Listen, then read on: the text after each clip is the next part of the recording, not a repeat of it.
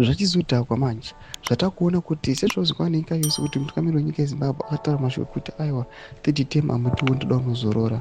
Maleaders anoapoitwa nemutungamiri wenyika aiwa vakaita sana Lovembo Matuki vari kuuya vachitaura macontroversial speeches vachiuya vachitaura mashoko echiti munhu wese aiwa asingavi aligned aiwa the mantra kana the 2030 agenda aiwa ngaabude ngaarwe pasi. Zvatakuona kuti the ruling party makutanga chaos. Sana pina mashoko amudanyiro para kunorwa subscribe like utonda bell icon tipina the news okusomanyira chiti is the battle of our president Emmerson Mnangagwa's controversial second term extension bid from 2028 to 2030 through backdoor intensifies.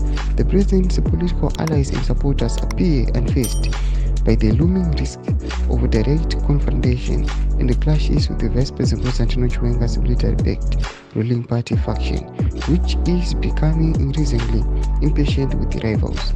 One of Mnangagwa's key pillars of support, Lovembo Matuki, ZANU-PF Secretary for Security in Politburo and the new State Security Minister, says they are not backing down, and those opposed to their leader must come out in the open for a showdown if needs be. Domashoko anoyapanapa tukunoti they are not tolerating vakomana vari kuenda against vachiti aiwa isusu constitution tinoiziva hatingambodi kumboudzirwa nemi, isusu tinoita zvatinoda.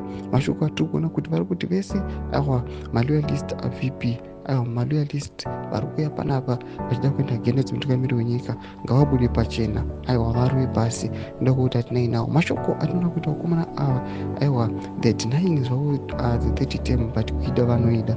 Tudze mafunguro enyu muti kudii pamusoro pechitiko ichi. Pinda comment section yedu, subscribe or like, tinotamba bell icon.